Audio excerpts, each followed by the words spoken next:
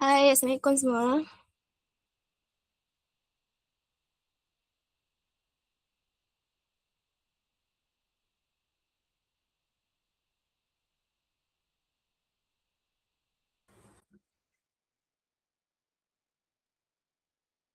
Nak tanya sebelum kita mula, semua dalam ni form 5 ke? Ataupun ada form 4?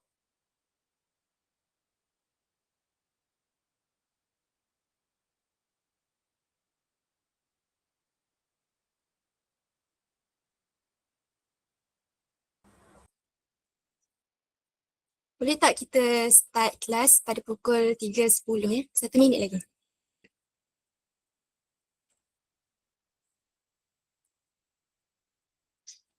Awak boleh buka mic kalau nak respon tau.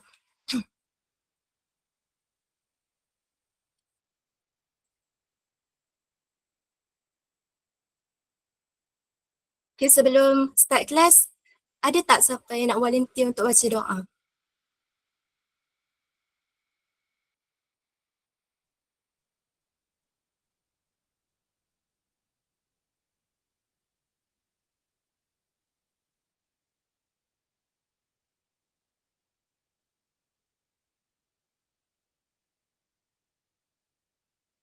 Kalau saya minta Akmal Hakim boleh tak baca doa?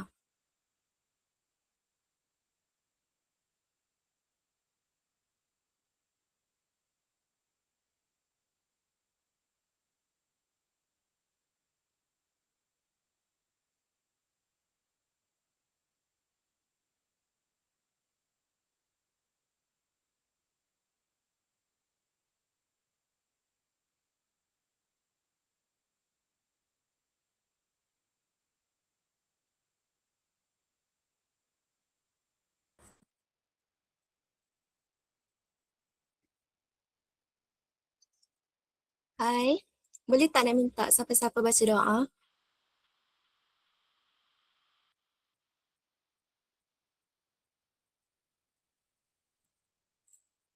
Okay, boleh. Terima kasih.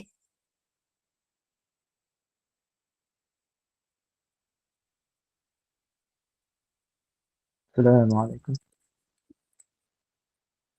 Saya doa ya.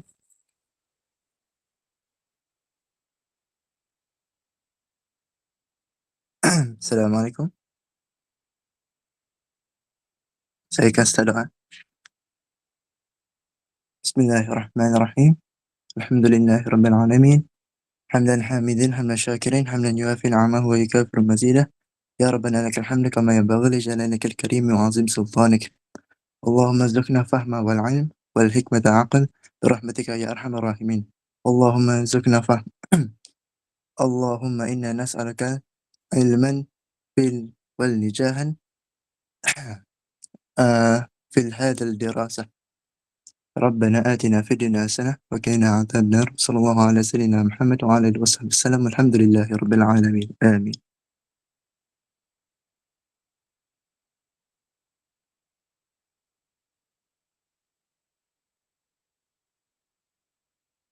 Sekejap ya. Sekejap.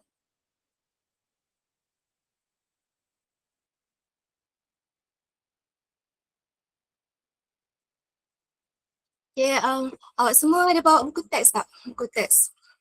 Sebagai rujukan kita pada hari ini. Yang form 4 punya. Ya, yang form 4 sebab tajuk homeostasis ni adalah tajuk form 4 bab 4. Tajuk form 4 bab 13.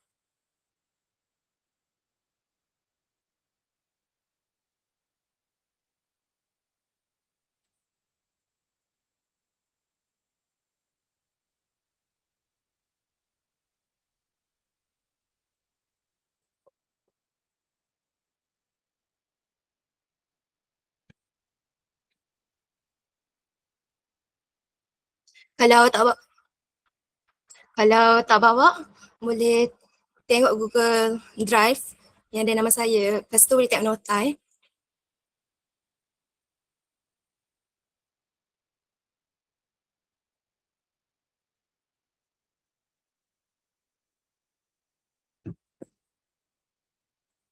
Okay.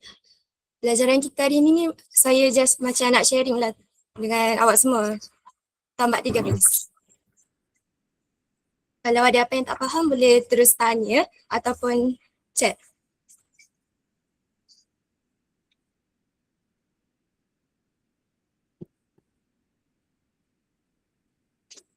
Jadi,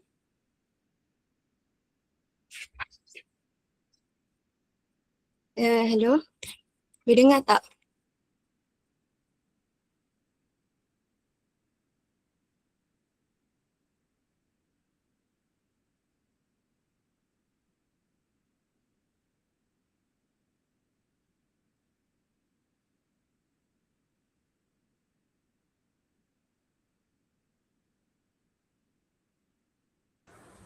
Maafkan saya, terkeluar.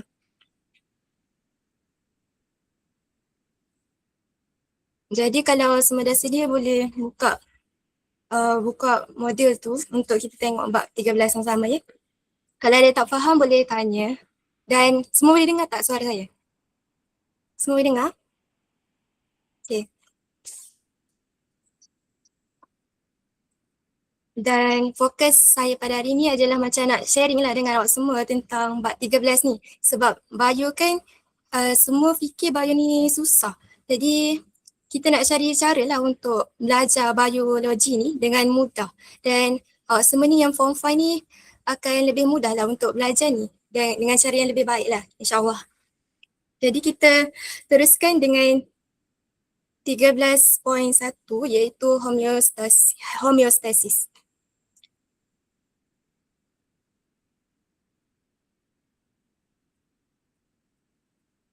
Kejap saya cuba sharing.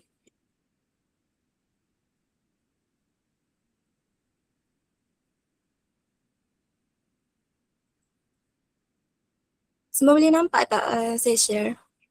Ke tak boleh? Nampak. Okay. Nampak?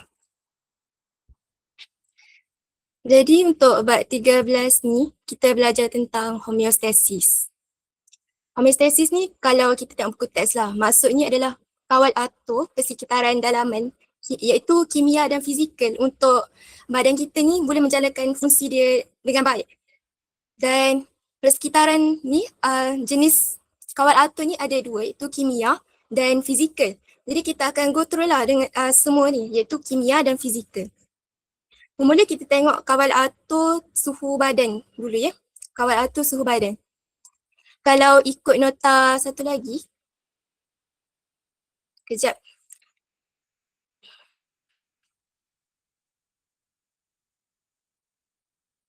Nota ni macam ringkasan yang saya buat lah. Tulisan dia tak cantik sangat. Tapi ni adalah ringkasan yang saya buat tentang tajuk 13 ni. Awak semua pun boleh tengok kalau nak faham. Sedikit lah. Untuk 13.1 iaitu kawal atur suhu badan ni, saya nak bagi awak semua analogi tentang macam mana badan kita ni kawal suhu yang meningkat ataupun menurun secara drastis dalam badan kita. Pertama, situasi pertama ni adalah situasi badan kita yang mengalami kehilangan air, iaitu sebab kita terlalu mengalami kepanasan lah. Jadi badan kita ni hilang air. Jadi apa yang kita perlu buat untuk pastikan air dalam badan kita ni tidak hilang dan kita akan berteniaga. Analogi saya adalah untuk kawal suhu badan pada suhu yang terlalu panas ni, kita bayangkan diri kita ni mengalami kemurungan. Iaitu contoh kalau saya boleh buat dekat saya sendiri, kalau saya panas ni saya macam merungut. Panas gitu macam tu. Tak semangat lah kiranya. Jadi kalau kita tengok bila seorang tak semangat itu jatuh kan macam ni. Saya panas. Iaitu saya tak bersemangat lah. Jadi apa yang kita boleh tengok bila kita tak ada semangat macam ni, kita akan menunduk dan ini juga menunjukkan beberapa perkara lah dalam badan kita. Itu apabila kita menunduk ni, ia merujuk kepada bulu roma kita.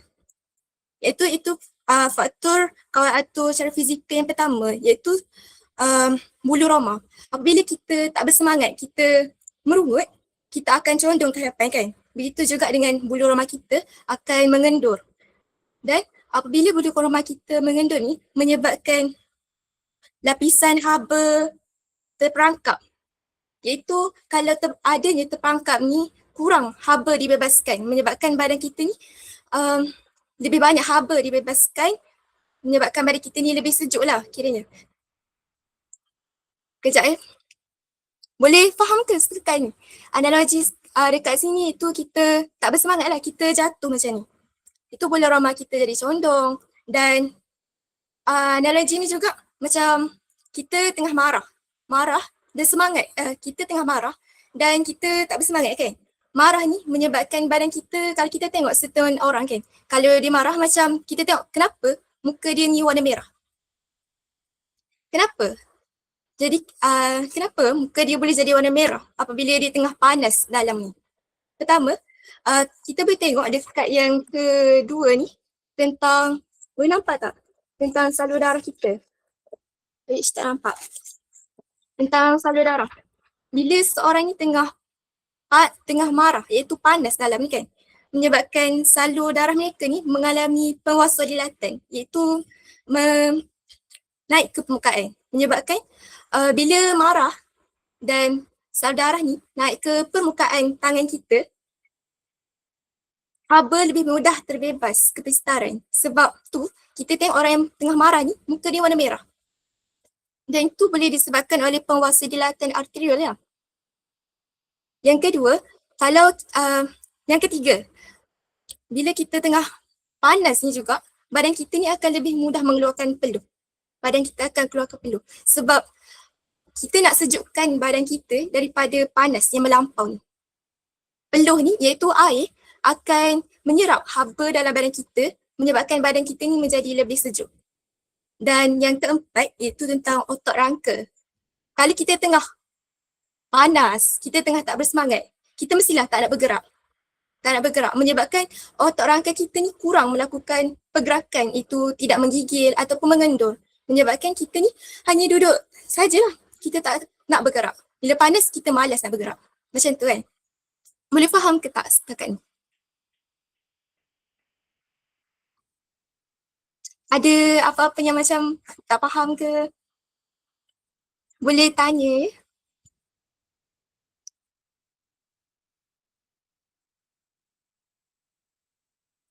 Mengendur tu bulu roma kita ke yang menurut besaran ni? Mengendur, bulu roma kita ni macam jatuh lah, mengendur. Jatuh. Dia kendur, dan otak kita ni kan dia boleh mengecut. Mengecut ni tarik. Dan kalau mengendur ni macam dia tak boleh melakukan pergerakan lah macam tu.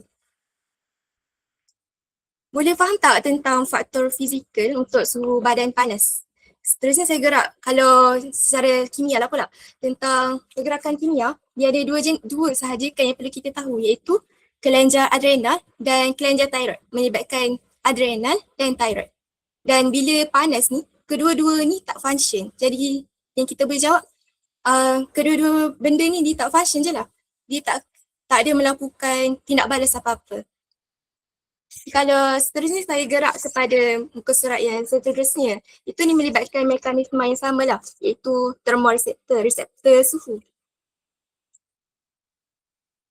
Yang ni, untuk yang kedua ni adalah apabila badan kita mengalami suhu yang sejuk, yang terlalu sejuk. Kejap, badan kita mengalami suhu yang terlalu sejuk lah, sejuk yang ekstrim.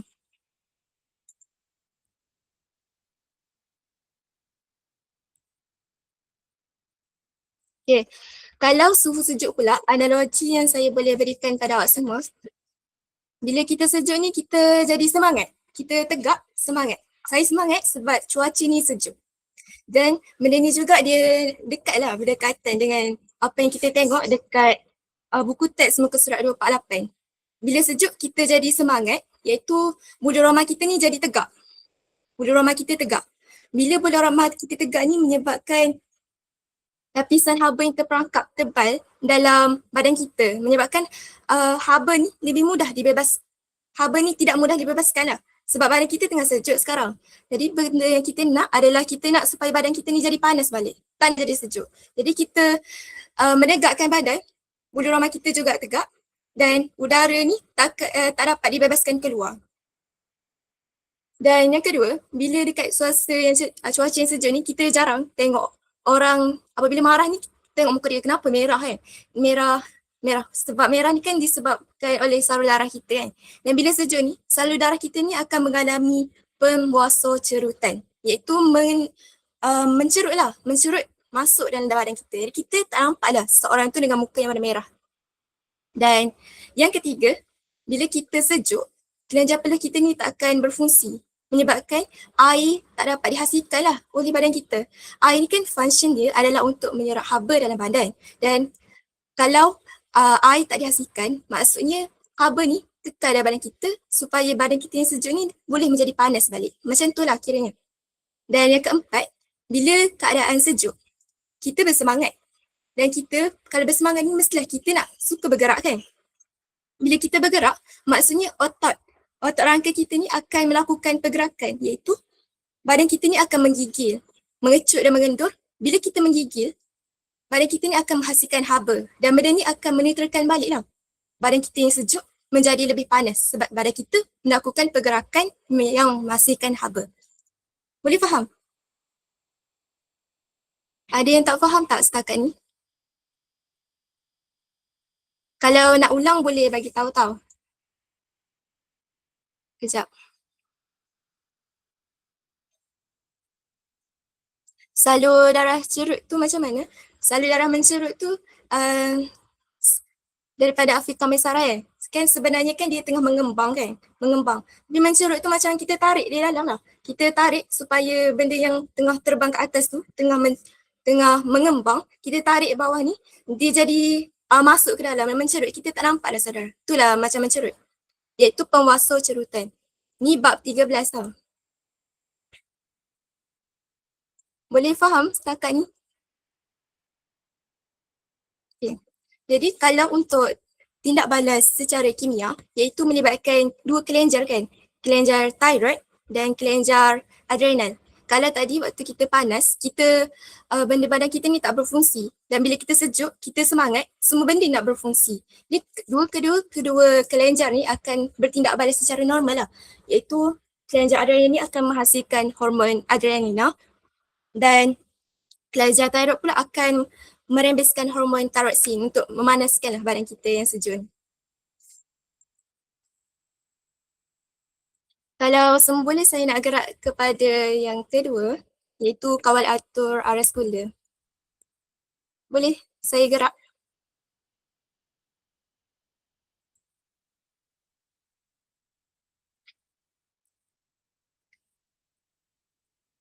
Untuk yang kedua, maafkan saya kalau macam tak proper sangat untuk yang ni.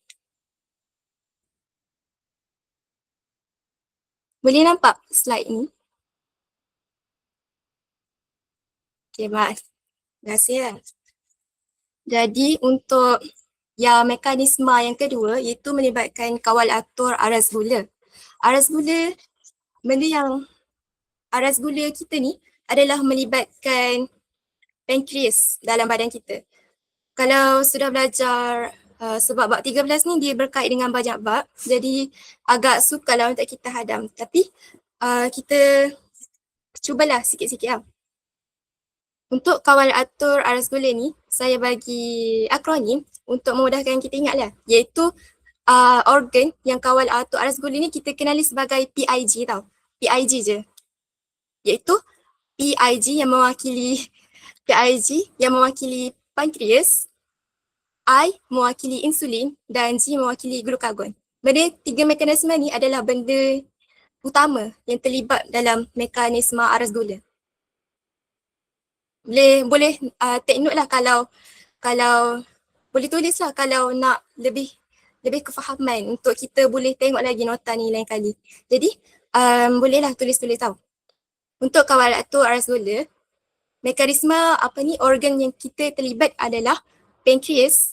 Pankreas ni menghasilkan insulin dan glukagon mengikut keadaan tertentu lah. Contoh yang daripada slide ni, kita ada dua situasi yang memerlukan gerak balas pankreas, iaitu situasi apabila kita makan banyak dan situasi kedua apabila kita makan sikit. Analogi yang saya boleh berikan untuk tajuk ini Bila kita makan banyak ni, kita macam best. Bestnya makan banyak kan, iaitu BES, best. Kenapa saya letak sebagai best? Best, B mewakili beta, B ni mewakili beta, S pula mewakili insulin. Itu kalau kehadiran beta, ada sel daripada sel beta ni, maksudnya hadirlah insulin, hormon insulin ni untuk melekatkan dia. Dia makan banyak mewakili best. Best ni makan banyak, iaitu ada sel beta dan ada hormon insulin. Maksudnya dekat sini kalau kita makan banyak, iaitu makanan ni adalah gula. Kalau kita makan banyak, maksudnya kita makan gula yang banyak. Gula yang banyak ni pun tak bagus untuk badan kita. Sebab itulah hadirnya hormon insulin. Insulin ni, kita kena tahu function insulin dulu. Insulin ni adalah berfungsi untuk memastikan gula yang terlebih dalam badan kita ni dapat ditukarkan kepada bentuk yang lebih baik lah. Contohnya, dekat nota ni kita boleh tengok insulin ni adalah satu hormon yang berfungsi untuk mengurangkan kadar gula dan glukosa dalam badan kita. Dia akan menukarkan gula ni menjadi glukagon.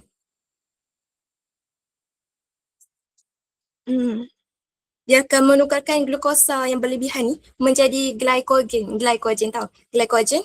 Dan kalau ada lagi gula yang berlebihan ni, dia akan menukarkan glukosa tu menjadi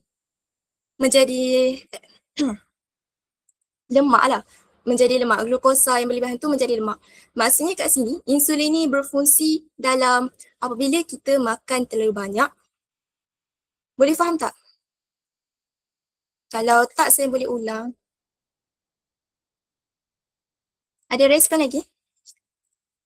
Dan situasi kedua tahu. Situasi kedua ni, apabila kita makan terlalu sedikit. Maksudnya badan kita kurang gula.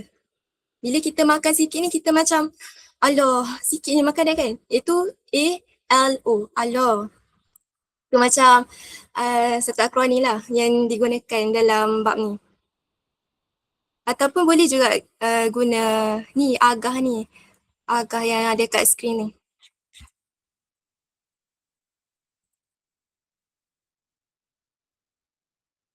Boleh tengok tau. Okay. Agah ni mewakili apabila kita makan sikit, gula dalam badan kita ni menurun. Dan badan kita ni memerlukan lebih gula untuk badan kita ni. Agah ni mewakili alfa. Alfa menghasilkan hormon glukagon. Dan glukagon ni adalah satu hormon yang merangsang glycogen ni bertukar balik. Glycogen yang berlebihan ni bertukar balik menjadi glukosa untuk kita guna dalam badan kita. Dan glukagon ni juga digunakan untuk mengurai lemak. Lemak ni supaya jadi tenaga. Lemak ni apabila kita bersenam kan, kita akan jadikan lemak dalam badan kita ni jadi tenaga balik kan. Jadinya hormon glukagon ni juga merupakan satu benda yang berfungsi lah untuk menukarkan lemak badan kita ni menjadi tenaga balik. Jadi dekat sini saya boleh simpulkan untuk tawar atur aras gula ni melibatkan dua situasi, iaitu makan banyak dan makan sikit. Dan akronim yang digunakan adalah PIG, iaitu pancreas akan menghasilkan insulin dan akan menghasilkan insulin dan glukagon, iaitu hormon glukagon. Dan kalau kita makan banyak, kita akan PES, iaitu beta akan menghasilkan insulin. Dan kalau kita makan sikit, kita guna sebagai ALO, iaitu kalau ALO iaitu sel alfa akan sel alfa ni akan ataupun agah lah. Itu alfa akan menghasilkan hormon glukagon, untuk menukarkan glycogen dalam badan kita menjadi tenaga balik. Boleh tak setakat ni?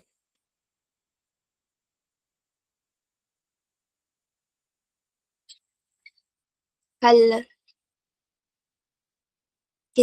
daripada Puteri Syazwana, kurang jelas tentang part yang kurang gula. Boleh tak explain lagi kan? Kurang gula kan? Okay, saya cuba explain lagi. Awak boleh tengok dekat slide ni kan. Ni apabila awak faham kan yang PIG tu kan? Ni saya cerita balik kan. Bila kita kurang gula ni, kita makan sikit, iaitu makan sikit ni badan kita jadi kurang gula. Contohlah kalau kita pergi makan nasi, tapi kita tak makan pun nasi, jadi badan kita ni tak ada tenaga lah untuk digunakan. Jadi apabila kita kurang gula ni, kita boleh gunakan AGAH ni, akronim AGAH, iaitu apabila kurang gula, badan kita ni akan menghasilkan sel alfa dalam pankreas ni akan menghasilkan hormon glukagon, iaitu hormon yang akan merangsang glycogen yang ditukarkan tadi jadi glukosa balik. Glukosa ni kan adalah bentuk tenaga yang perlu digunakan di badan kita. Boleh tak faham setakat ni?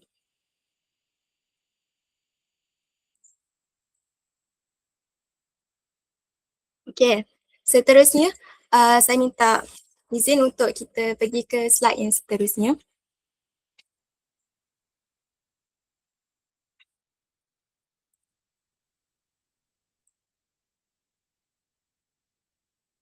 Okay. Yang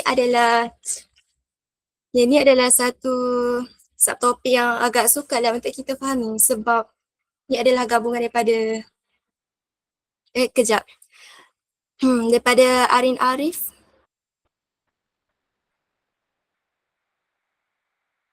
Daripada Arin Arif ni betul lah. Betul. Kita bersenam, kita jadi kurang tenaga kan. Jadi nak tenaga balik, kita kena minum air manis tu. Okay. Pergi ke soalan yang hormon glycogen ni ditukarkan kepada glukosa kalau kita tak minum air manis tu lah. Kalau kita macam biarkan badan kita ni, hormon yang akan menjalankan tugas. Itu daripada glycogen yang disimpan, daripada hormon daripada glukagon yang disimpan simpanan badan kita ni akan ditukarkan balik lah pada glukosa.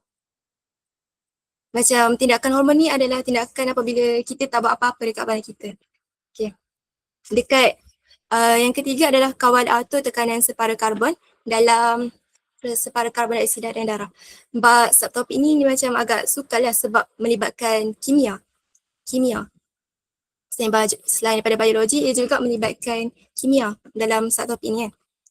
Jadi secara ringkasnya saya boleh bagi akronim dah.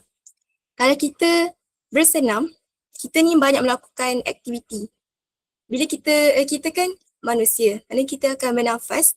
Bernafas ni akan berlakunya pertukaran gas oksigen, itu karbon dioksida ni akan dilepaskan dari badan kita ni untuk dikeluarkan balik kan. Jadi kalau kita bersenam menyebabkan banyak karbon dioksida yang dihasilkan. Kita serup banyak oksigen dan kita juga hasilkan banyak karbon dioksida. Karbon dioksida ni adalah satu gas yang berasid lah, yang boleh membahayakan badan kita sebab ada beberapa komponen dalam tu yang menyebabkan badan kita ni berasid. Jadi menurut daripada buku teks ni, tu semasa aktiviti cergas, tekanan karbon dioksida badan kita ni meningkat. Iaitu disebabkan oleh respirasi sel. Sel badan kita ni akan melepaskan karbon dioksida sebagai ganti mereka ambil oksigen. Mereka juga beri karbon dioksida pada badan kita. Jadi untuk sebab ni kita tengok sini banyak karbon dioksida terhasil dan macam mana kita nak bebaskan gas. Macam mana kita nak bebaskan gas ini kan. Jadi menurut pertaan yang saya tulis ni kan, kita boleh rujuk di sini. Karbon dioksida yang dihasilkan oleh badan ni akan larut dalam plasma darah. Sebab kalau kita ingat bab yang kita belajar sebelum ni, plasma darah ni ada terdiri daripada air. Air akan menyebabkan karbon dioksida ni larut dalam air. Dan kita boleh tengok ni, karbon dioksida tambah air akan menghasilkan asid karbonik. Asid karbonik ni akan diuraikan oleh enzim yang hadir. Enzim yang hadir menyebabkan asid karbon ini bertukar menjadi ion hidrogen dan ion bikarbonat. Apabila hadir ion hidrogen ni, maksudnya badan kita ni berasid kan. Ion hidrogen kan bermaksud adanya asid dalam badan kita. Ni ion hidrogen ni sama dengan berasid. Dan bila badan kita ni dapat detect bahawa pemangkin tu macam mana. Kalau awak ingat dalam bab 8 kita belajar bab 8 kita belajar dalam form 4 ni, dia ada mention tentang macam mana karbon dioksida, asid karbonik ni dapat diuraikan menjadi air hidrogen dan air berkarbonat, iaitu dimakin oleh enzim yang dikenali sebagai enzim anhydrase kot saya rasa. Enzim anhydrase. Dia macam sebagai faktor lah untuk menukarkan, dia tak ada apa-apa pun. Jadi air hidrogen ni berasid, menyebabkan badan kita ni dapat detect bahawa badan kita ni ada asid. Jadi nilai pH darah ni menurun secara drastik daripada normal iaitu 7 akan menjadi 2 kan, 2 ataupun 1 yang menunjukkan bahawa badan kita ni berasid. Dan asid ni adalah satu benda yang berbahaya lah dalam badan kita. Perubahan pH ni dikesan oleh chemoreceptor. Chemoreceptor ni adalah reseptor kimia yang boleh mengesan nilai pH dalam badan kita lah. Perubahan pH ni dikesan oleh chemoreceptor pusat, iaitu ada dekat medulla oblongata dan chemoreceptor periferi. Nak highlight ni dekat sini, kalau untuk kawal atur separa karbon ni, yang reseptor yang terlibat adalah reseptor chemoreceptor dekat medulla oblongata dan dekat periferi kita.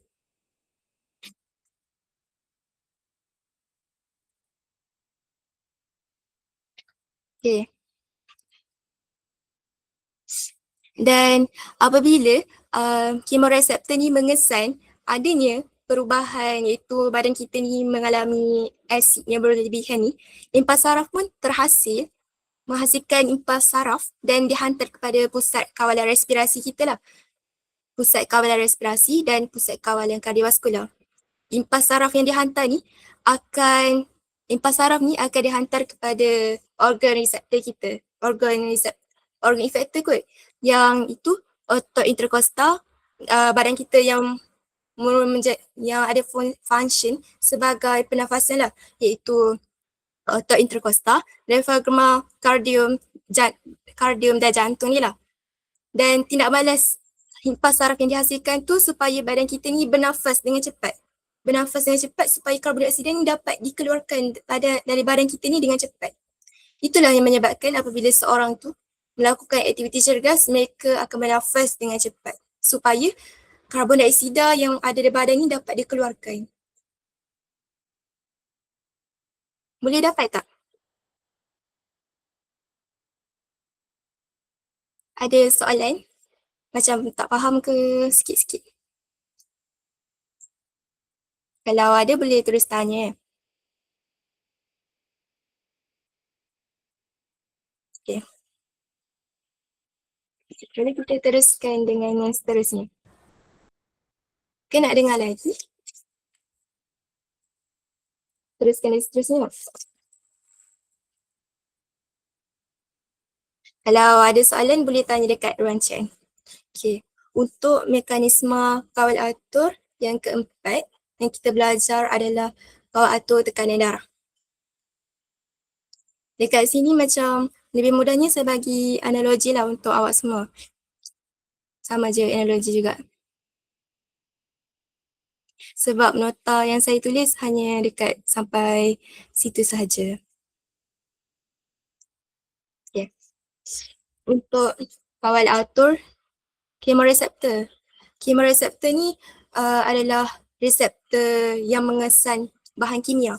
Awak boleh, kalau macam lupa tentang apa tu chemoreceptor, boleh tengok bab 12. Sebab bab 12 ni dia ceritalah pasal reseptor semua ni. Dia macam spesifik lah untuk mengesan apa-apa. Contoh chemoreceptor ni mengesan kimia. Baru reseptor pula mengesan tekanan. Macam tu.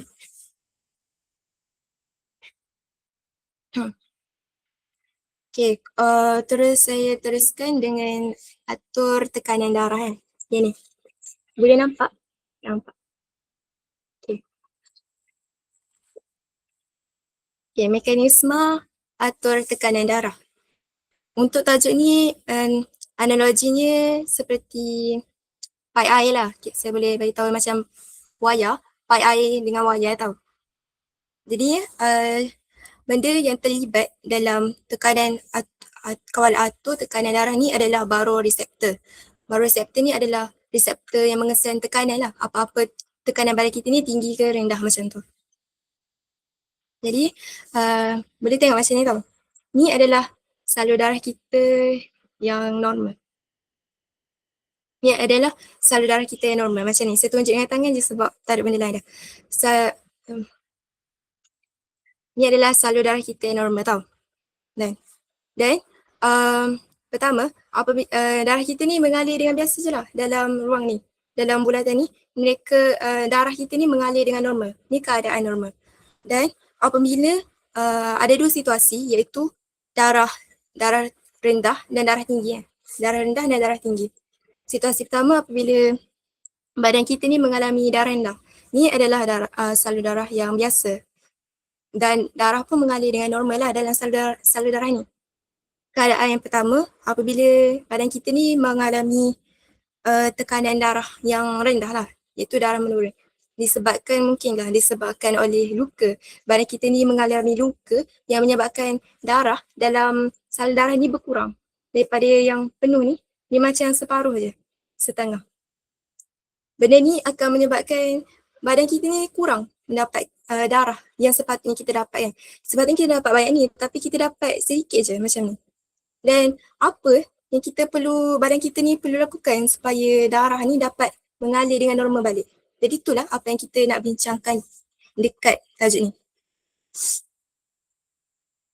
Okay.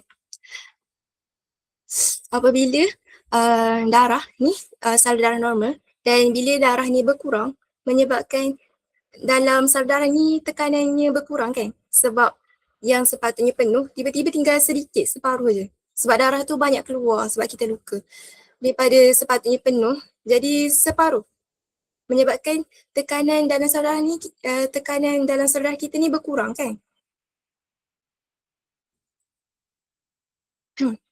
Tekanan dalam salur darah kita ni berkurang. Dan poin yang pertama, apabila tekanan darah menurun, baru reseptor iaitu reseptor tekanan ni akan kurang dirangsang. Sebab dah sepatutnya darah penuh tapi tiba-tiba separuh. Maksudnya darah tu macam boleh mengalir dengan bebasnya. Tekanan darah pun berkurang lah kan. Jadi tekanan darah kita pun berkurang lah. Yang untuk poin ni, baru reseptor dalam arka aorta dan karotid ini kurang dirangsang. Tekanan hemoreseptor tekanan ni apa? Reseptor tekanan ni kurang dirangsang sebab tiada tekanan dalam salur darah kita yang mengalami luka ni. Apabila berlaku perkara ni, pusat kawalan kardiovaskular iaitu jantung kita ni pun kurang dirangsang, iaitu darah yang mengalir ke jantung ni semakin berkurang. Menyebabkan seorang tu mengalami sukarlah untuk bernafas sebab darah tak dapat mengalir dengan baik kan. Dan macam mana badan kita nak atasi masalah ni? Daripada banyak ni, tiba-tiba darah kita tinggal separuh. Macam mana badan kita nak buat supaya darah tu jadi laju balik? Mestilah kita kena kecilkan salur darah tu macam ni. Supaya darah yang ada dalam badan kita ni dia just nice je dengan salur darah. Dan benda ni kita panggil, tindak balas ni, proses ni kita kenali sebagai penwasocerutan, mencerut. Salur darah yang besar dia jadi mencerut supaya darah ni dapat mengalir semuanya. Penwasocerutan berlaku dan tekanan darah pun kembalilah dengan normal sebab semua darah boleh masuk dalam salur darah ni. Apabila penwasocerutan ni berlaku, tekanan darah kita pun kembali jadi normal dan itu adalah situasi yang pertama. Untuk situasi yang kedua pula, apabila ni salur darah normal. Tapi apa yang berlaku kalau tiba-tiba tekanan darah kita ni meningkat? Takkanlah nak mencerut kan? Kalau mencerut ni nanti boleh jadi bocor apa benda dan menyebabkan kecederaan badan kita. Normal. Ni salur darah normal. Kalau seorang tu melakukan aktiviti cergas lah contohnya. Cergas dalam buku teks ni bagi contoh aktiviti cergas lah. Darah ni akan mengalir dengan laju. Mengalir dengan laju supaya pernafasan kita juga boleh jadi laju. Bila darah laju dalam salur darah yang normal ni, boleh menyebabkan masalah lah. Contohnya boleh menyebabkan salur darah ni terkoyak apa benda kan. Baroreseptor dalam arka aortik pun dikesan sebab adanya tekanan yang kuat dalam salur darah ni. Berlaku adanya tekanan. Apa yang perlu dibuat supaya tekanan yang kuat dalam salur darah yang normal ni boleh menjadi lebih baik lah, lebih normal. Jadi, pusat kawalan kardiovaskular ni pun dirangsang apa benda apa benda yang mereka perlu lakukan supaya salur darah yang normal ni dengan tekanan darah yang terlalu kuat ni adalah perlunya satu proses iaitu pemvasodilatan. Pemvasodilatan ni adalah proses di mana salur darah yang normal ni dia mengembang supaya darah yang laju ni dapat mengalir dengan baik lah. Tak berlakunya koyak apa benda. Darah ni dapat mengalir dengan baik apabila salur darah ni jadi semakin besar. Ini adalah proses pemvasodilatan. Pemvasodilatan ni menyebabkan pengaliran darah ni menjadi normal dan pernafasan kita ni pun boleh menjadi normal balik daripada yang tercungap-cungap tu menjadi lebih normal. Bilanya pemvasodilatan ni berlaku, tekanan darah pun boleh kembali kepada julat yang normal. Boleh faham? Ada dua situasi tadi, ingat tau. Situasi ni kita ni sebagai manusia ni untuk tajuk 13 ni kena banyak menggunakan badan kita lah untuk ingat tajuk-tajuk dalam bab 13 ni sebab sangat dekat dengan diri kita kan. Macam salur darah tadi, semua benda lah. Jadi kena gunakan tangan untuk macam kita lebih hayati lah macam mana proses hidup ni berlaku. Okay. Ada soalan untuk tajuk ni? Kita masih awal. Kita masih ada lagi 40 minit. Ada apa-apa soalan untuk yang 13.1? Kalau ada yang tak faham, boleh saya ulang ke sebelum kita pergi ke sistem urinari.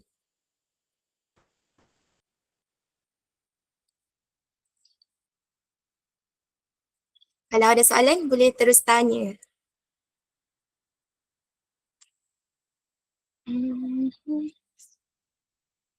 Suara saya jelas kan? Kalau tak dengar pun boleh bagi tahu.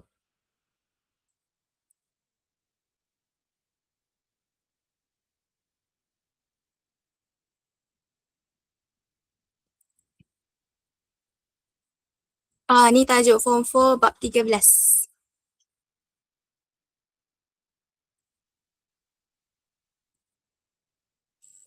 Yep. Okay.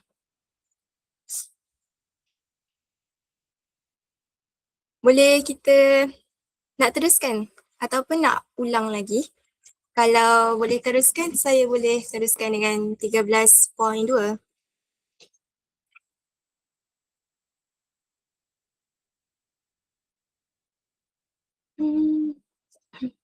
Okay, boleh. Okay. Untuk 13.2 iaitu macam antara subtopik yang pening lah untuk kita kan. Untuk kita macam nak faham ke apa benda nak faham, nak ingat tu macam susah sebab ni pun proses yang memerlukan banyak yang kita perlu ingat. Jadi kalau saya boleh bagi beberapa akronim jugalah untuk yang ni. Tak izin kejap.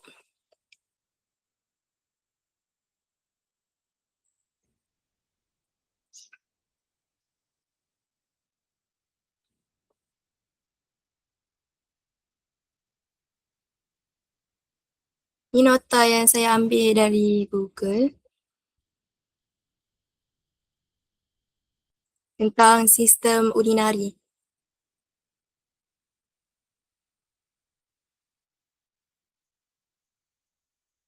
Okay. Okay, dekat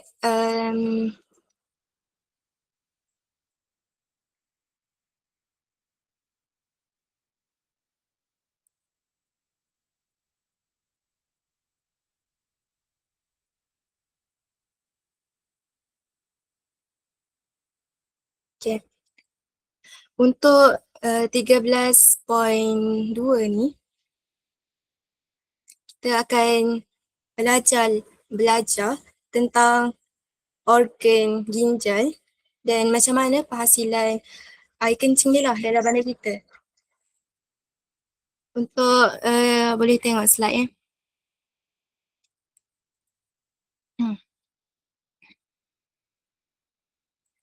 Yang pertama, struktur dan fungsi ginjal.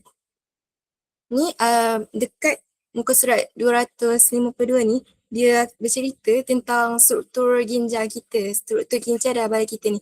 Ginjal ni adalah satu organ yang menghasilkan air kencing ni lah. Jadi, ginjal terdiri daripada dua komponen iaitu cortex dan medula. Dan dari cortex dan medula ni adanya pelvis iaitu saluran air kencing lah. Untuk sebagai akronim, untuk kita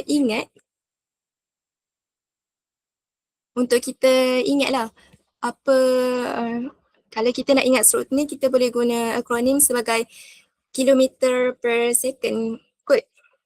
km. Minta izin kejap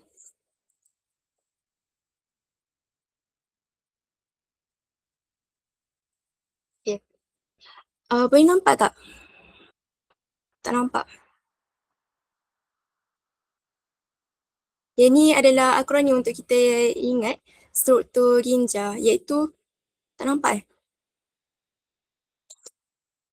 Bukan kilometer per second.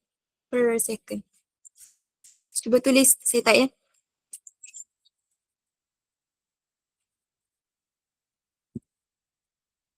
Yang kilometer per second. Iaitu K mewakili cortex, M mewakili medula dan per ni adalah pelvis.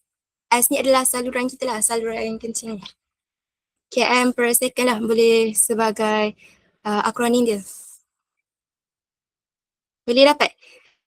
Daripada jauh daripada jauh ni kita tengok. Daripada jauh km per second itu cortex, medula, pelvis dan salur dia lah. km per second. Boleh kan? Lebih mudah kita nak ingat organ ni kalau kita gunakan akronim yang mudah-mudah lah. Dan fungsi kita dah settle dekat struktur ginjal, kita pergi kepada fungsi ginjal ni pula kan. Ginjal ni ada dua function, iaitu pertama adalah perpumuhan dan kedua adalah pengosmos kawalaturan. Pengosmos kawalaturan. Perpumuhan ni dalam bentuk air kencing, kita nak keluarkan bahan kumuh dari badan kita, itu perkumuhan. Dan osmos kawalaturan ni macam kita belajar sebelum ni, adanya faktor fizikal dan faktor kimia. Kalau dalam buku teks, benda yang dibuat dalam osmos kawalaturan ialah dia kawal isi padu air dalam badan kita. Melalui buangnya air kencing ni dapat menyebabkan badan kita ni sama ada banyak air ataupun kurang air. Tu osmos kawalaturan, iaitu kawal atur air lah. Dan ada juga kawal atur kepekatan ion dalam badan kita dan selainnya. Ada beberapa lagi. Untuk struktur ginjal, okey kan? Struktur ginjal ni kita ingat sebagai kilometer per second. Itu cortex, medula, pelvis dan salur dia lah. Yang tu kilometer per second. Seterusnya kita pergi kepada pembentukan air kencing. Pembentukan air kencing. Kalau ada buku teks boleh rujuk. Kalau tak ada boleh tengok penota. Okay. Dekat pembentukan air kencing ni, dia ada cerita tentang struktur nefron dan cara terbentuknya air kencing ni lah. Yang pertama ni nefron. Ginjal kita ni, dalam badan kita ni ada berjuta-juta unit yang disebut sebagai nefron.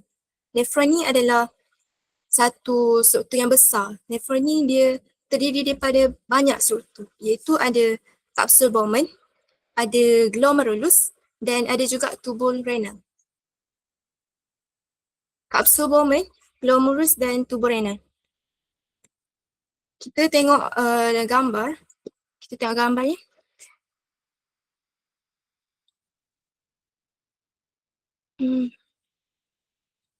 Sekejap.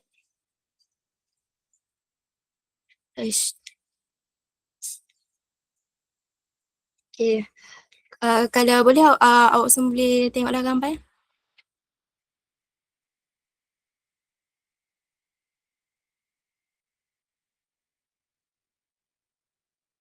Yang ni.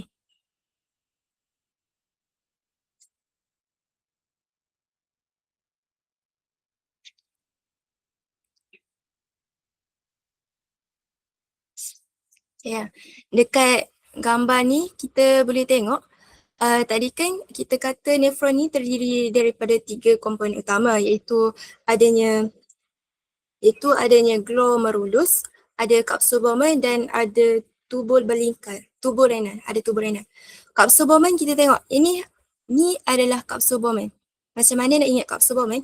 Kita tengok words bowl. Bowl ni adalah mangkuk. Jadi kita tengok bentuk dia ni memang macam mangkuk. Highlight kan benda perkataan bowl sebab untuk kita ingat lah. Itu kapsul Bowman ni adalah satu struktur yang berbentuk mangkuk ni lah. Glomerulus pula adalah salur darah ini dalam bowl. Dalam bowl ni adanya salur darah yang dikenali sebagai glomerulus. Untuk tubul berlingkar pula, tubul renal. Tubul renal ni dia ada 3 komponen yang besar iaitu kita boleh kenali dia sebagai PhD lah, PhD. Singkatannya kita kenali sebagai PhD iaitu pertama tubul berlingkar proximal. Yang kedua adalah liku Henle dan ketiga adalah tubul berlingkar distal. Ni untuk mudah ingat. Proximal, liku Henle dan tubul berlingkar distal. Proximal, Henle dan tubul berlingkar distal.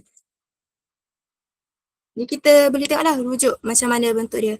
Dan yang terakhir sekali kita juga ada ductus pengumpul. Yang ni adalah ductus pengumpul yang di mana air kencing ni air kencing ni dikumpulkan dalam ni lah. Singkatannya adalah PhD, okay. Air kencing pun akan disalurkan ke dalam ductus pengumpul dan akan dibuang lah ke dalam ureter apa benda kan. Ke dalam bunyi kecil kemudian ureter. Untuk yang seterusnya, muka surat 255 tentang macam mana hasilan air kencing ni kan. Proses penghasilan air kencing ada 5 proses semuanya. Tips nak ingat kita macam kena ambil sikit-sikit ke depan. Kalau saya buat turas, serap, rembes. Iaitu kalau ada volunteer nak tulis dekat chat boleh kan. Macam yang pertama turas, serap, rembes dan terbentuknya air kencing. Sorry ya. Okay, kita macam kena ingat benda ni je lah. Sorry kalau tulisan salah. Ni proses yang berlaku untuk penghasilan air kencing tu lah. Yang pertama berlakunya turas iaitu ultraturasan. Yang kedua berlakunya penyerapan. Kita serap benda yang kita nak lah. Benda yang penting untuk badan kita. Dan rembes ni kita rembes benda yang tak diperlukan. Dalam badan kita ni lah kita rembes keluar. Jadi yang pertama adalah turas iaitu proses ultraturasan yang berlaku dalam kapsul Bowman ni. Kapsul Bowman. Semua bahan ni dia dibawa daripada salur darah ni. Salur darah ni apabila lalu salur darah afferent, bahan-bahan ni akan dituras iaitu daripada kawasan yang diameter besar. Kawasan diameter besar ni dia akan bila kita tolak daripada benda yang diameter besar ni, kita pun kecilkan diameter ni, dia akan melaju kan, dia akan masuk dengan laju iaitu kita boleh katakan ni adalah tekanan hidrostatik yang tinggi. Dia masuk daripada yang ni ke dalam ni dengan laju yang tinggi iaitu hidrostatik yang tinggi. Menyebabkan banyak benda yang terkeluar masuk dalam salur darah ni dan masuk dalam kapsul Bowman kita. Macam tu lah macam mana proses ultraturasan ni berlaku. Iaitu darah yang bertekanan hidrostatik tinggi daripada diameter yang lebih besar masuk ke diameter darah yang lebih kecil ni menyebabkan banyak benda yang berlaku. Tu proses ultraturasan. Dan kita kena tengok pula bahan apa yang keluar dan bahan apa yang tak keluar daripada benda ni. Sebab dia ada beberapa bahan yang boleh keluar dan bahan yang tak boleh keluar. Jadi bahan yang tak boleh minta koordinator tolong tulis kan. Bahan yang keluar semua kecuali berlakunya ralat.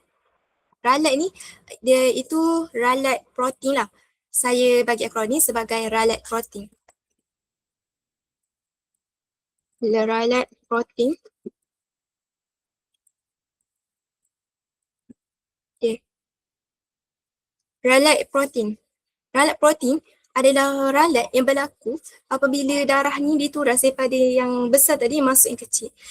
Tapi ada certain je yang tak termasuk dalam kapsul ni, iaitu ralat protein.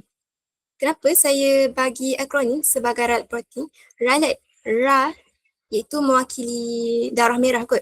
Merah dan lat ni adalah platelet. Kena tulis sama dah. Darah merah.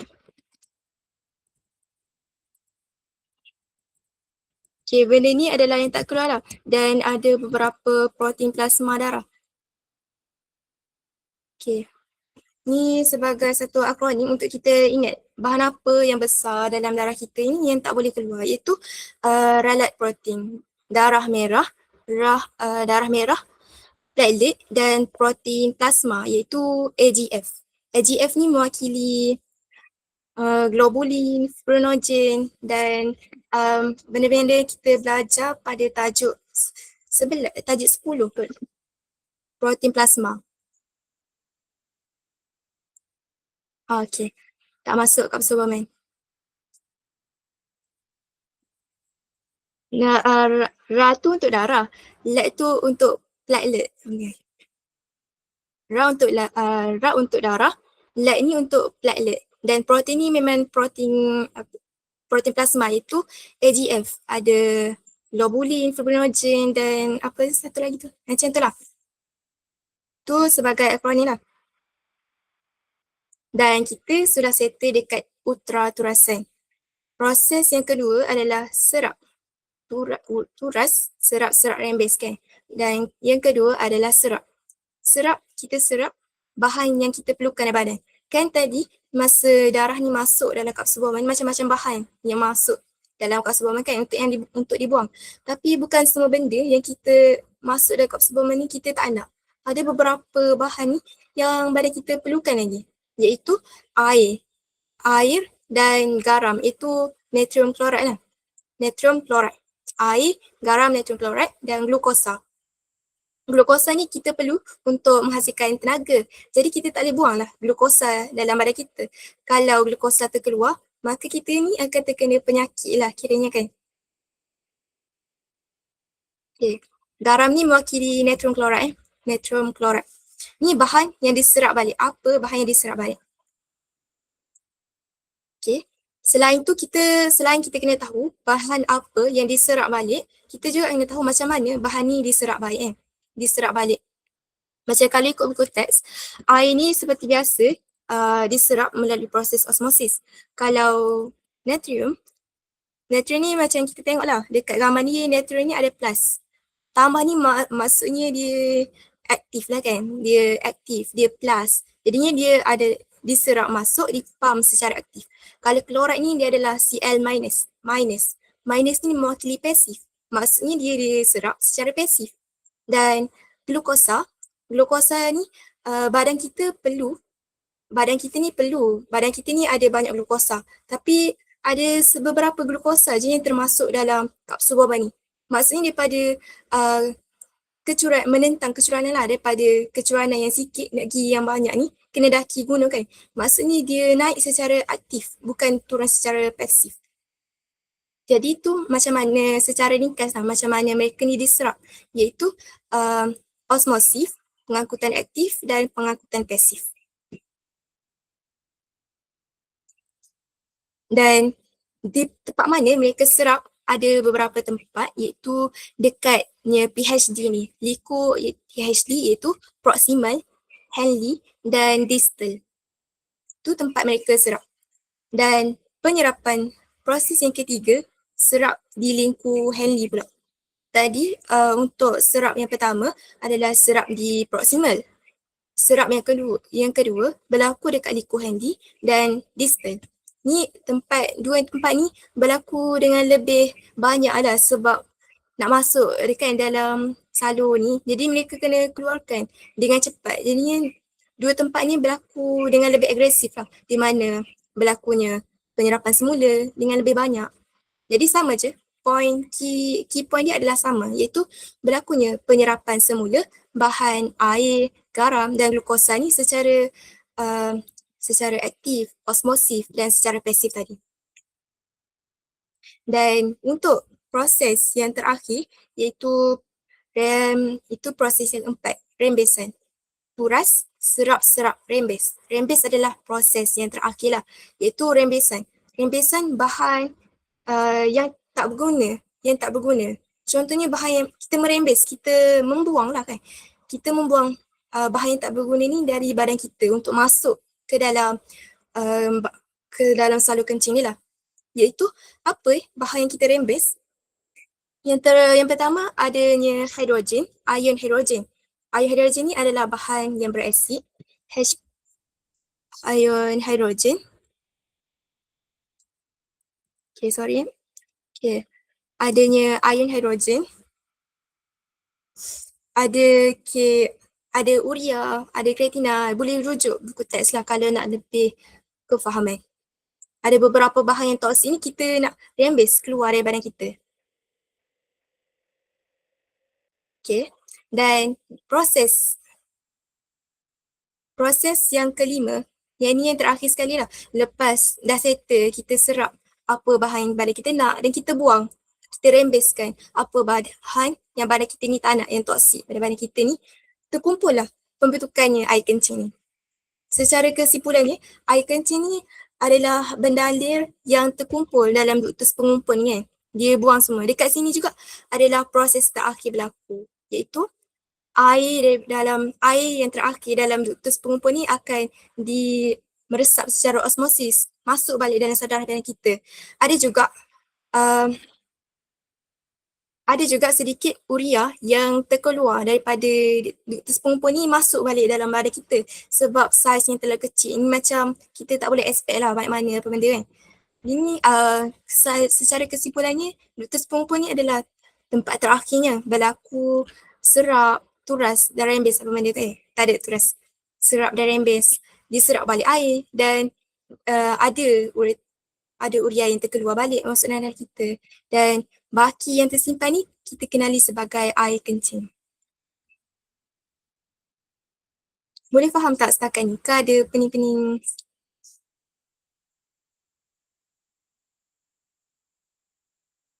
Boleh. Kalau ada yang tak faham boleh terus tanya. Kita nak masuk yang terakhir iaitu tekanan osmosis darah normal. Tekanan osmosis.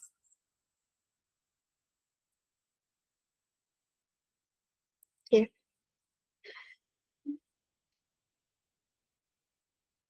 Untuk saya bergerak kepada yang terakhir lah. Mungkin yang terakhir iaitu pengosmos kawal aturan. Kawal atur air dalam badan kita yang melibatkan air kencing tadi lah. Boleh nampak tak gambar ni?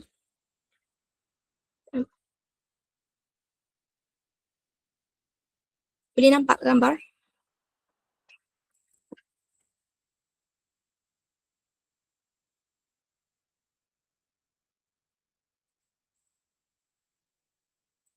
Tak sangat ke, sorry. Tapi kalau untuk yang terakhir ni juga kita mudah kalau awak semua ada kertas dan boleh melukis lah. Sebab ni dia memerlukan kefahaman kita juga. Jadi kalau awak semua ada kertas dengan awak boleh cuba tulis apa yang saya cuba katakan. Sebab kalau saya tunjuk ternampak sangat. Ya. Okay, kalau semua dah ready, saya mula bercerita sikit lah tentang ini. Okay. Okay. Okay, cuba dekat tengah-tengah awak bahagikan kepada 3 kotak lah. 3 kotak. Kotak yang tengah ni awak lukis satu gelas, lukis dua-dua je. Satu gelas yang ada 3 biji guli lah kita kira, ataupun gula. 3 biji guli. Dan ni kita tulis kat atas ni sebagai normal. Macam ni jadinya. Tak nampak? Ada 3 kotak lah. Yang ni normal. Dan kanan awak tulis sebagai sikit je. Sikit. Dan alik kiri awak tulis banyak. Mewakili kuantiti air yang awak minum lah. Sama ada awak minum banyak ataupun awak sikit. Macam ni. Tak nampak? Okay. Lepas dah siap ni, normal, sikit dan banyak ni. Normal sikit banyak ni mewakili bilangan kuantiti air yang awak minum lah. Untuk tajuk, untuk muka surat 256 ni. Contohlah, dalam gelas ni, dalam gelas pertama, adanya kuantiti air yang banyak ni. Dan adanya gula yang perfect je, just perfect dalam kuantiti air awak tu. Ni yang normal. Ada 2 situasi, iaitu situasi pertama, awak minum air sikit. Dan situasi yang kedua, awak minum air yang terlalu banyak. Macam mana badan awak beri respon dengan perkara ni lah. Kita nak cuba fahamkan. Okay, untuk pertama, dari badan yang normal ni, minum air banyak ni, tapi awak minum sikit je. Kuantiti gula dia sama. Yang ni kan. Awak lukis satu gelas lagi. Awak letak 3 juga gula, tapi awak letak air sikit je. Nampak? Okay. Bila keadaan ni berlaku, iaitu bila awak minum sikit air, menyebabkan berlakunya tekanan air yang banyak. Sebab 3 biji gula ni dia tak boleh bergerak banyak pun. Tempat dia terhad untuk bergerak kan. Macam nak pergi sini pun tak boleh, air dia sikit. Biasanya dia minum air normal, tapi sekarang awak minum sikit je. Jadi 3 biji guli ni dia boleh bergerak sikit je. Menyebabkan berlakunya tekanan, adanya tekanan dia dirangsang kan. Adanya tekanan tinggi berlaku dalam gelas ni. Bila tekanan ni tinggi, osmoreseptor iaitu reseptor air ni akan dikesan, akan mengesan adanya tekanan yang berlaku dalam badan awak ni. Sebab adanya tekanan berlaku dalam badan awak. Bila osmoreseptor ni mengesan berlakunya perubahan ni, hipotalamus ataupun reseptor organ dalam badan awak ni akan merangsang penghasilan ADH. ADH ni dari bab 12 kita boleh tahu ADH ni adalah satu hormon yang menyerap air. Macam dia akan serap air dalam badan awak lah. Dia akan serap air supaya badan awak tak hilang air. Dia akan masuk balik dalam badan. Itulah ADH. Poin kat sini adanya hormon ADH kan.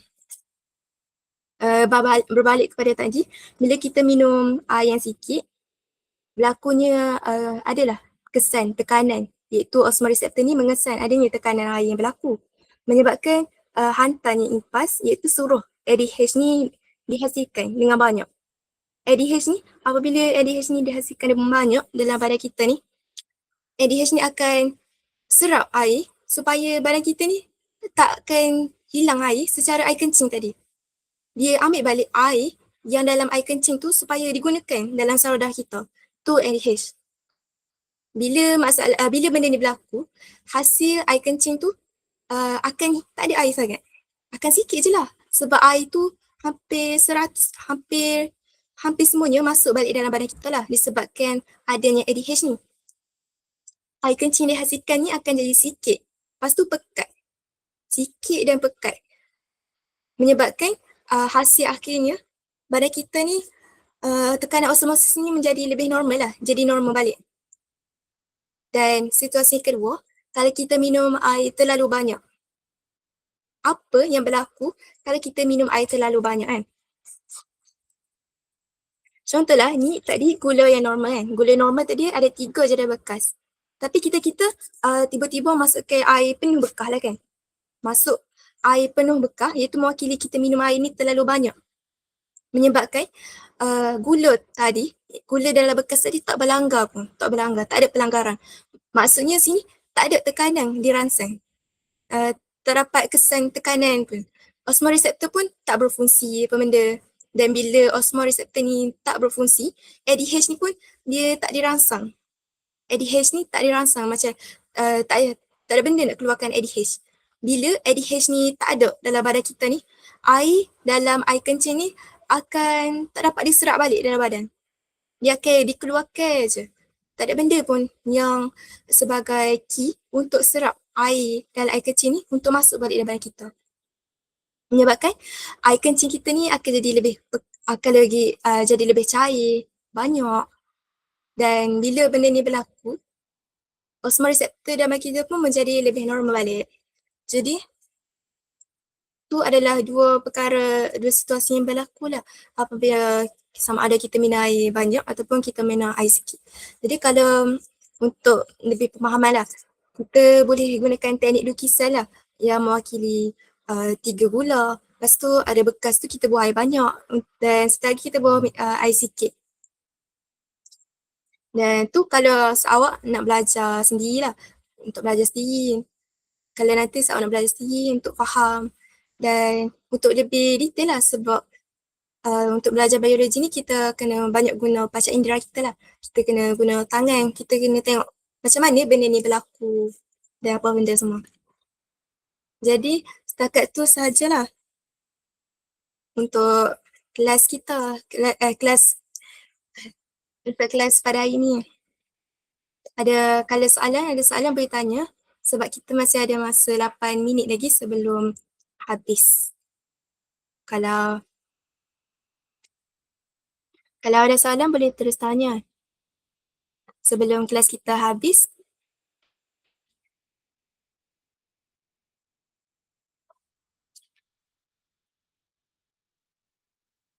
Kalau guli 3, sorry awak kalau awak tak faham.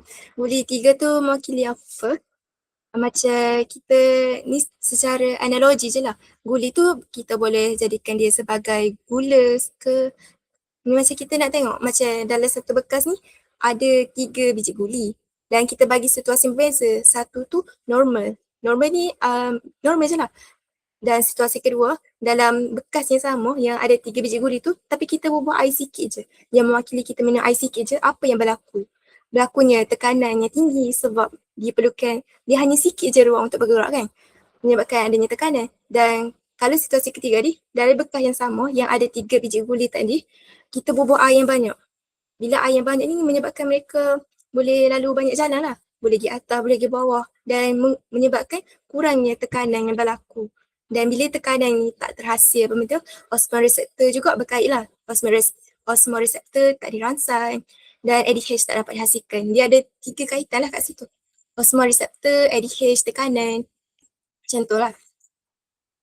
Guli tu sebagai analogi sajalah untuk kita tengok bekas ni. Boleh faham?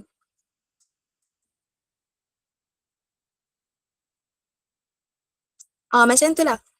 Betul tak? Dan kalau tekanan tinggi tadi akan menyebabkan ADH ni dirangsang. Kalau tekanan rendah ni ADH pun tak dirangsang sebab ADH ni akan dirangsang waktu tekanan tinggi je. Macam tu lah. Okay. Ada lagi soalan?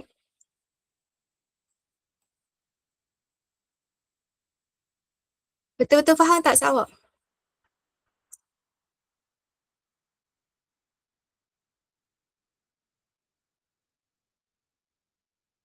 Kejap.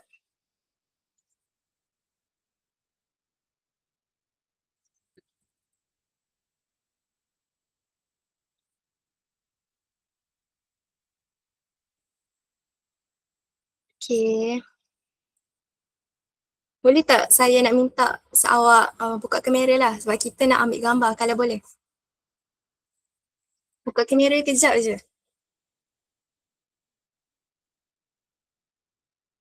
Kalau Siapa yang free boleh tolong buka kamera, kita nak bergambar. Sebagai, tak ada kamera? Kalau yang ada kamera, kamera rosak pula.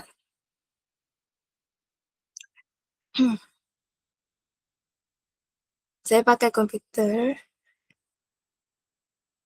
Yeah. Ada siapa-siapa yang boleh buka kamera? Tak ada ke?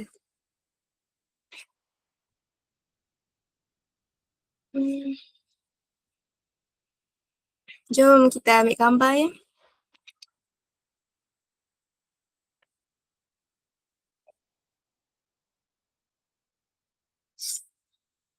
Kalau awak ada soalan lagi, boleh tanya. Tak ada soalan dekat. Boleh faham ke belakang?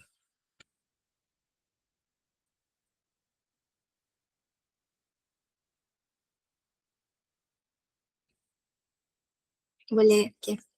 Nanti good luck lah awak belajar cuti-cuti ni. Form 5, Form 4 lah Melaka kan?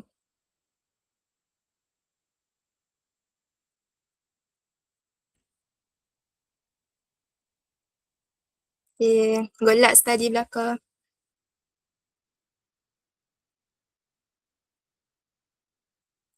Nanti boleh awak nak download nota yang mana satu? Nak download nota yang mana satu? Gunalah nota tu tau. Ya, ayah tadi. Alah, yang lukis tu boleh je tapi tak cantik sangat lah. Lukis tulisan apa benda, lepas tu tak lekat sangat. Okay. Ni kita ada masa 3 minit lagi. Okay. Sedap tak belajar biologi ni?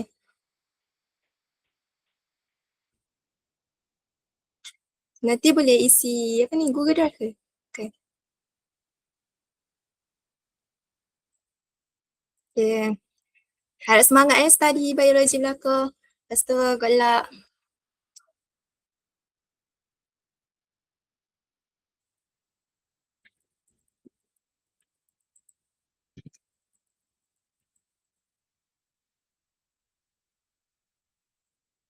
Terima kasih. Lepas ni koordinator kita dah ambil gambar ke?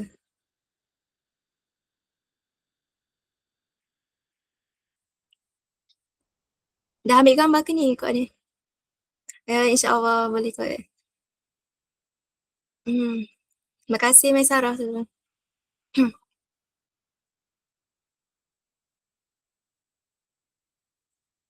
Koordinator kita dah ambil gambar ke? Sebagai kenangan. Okay. Ada 2 minit lagi. So, awak ada nak tanda tanya kan?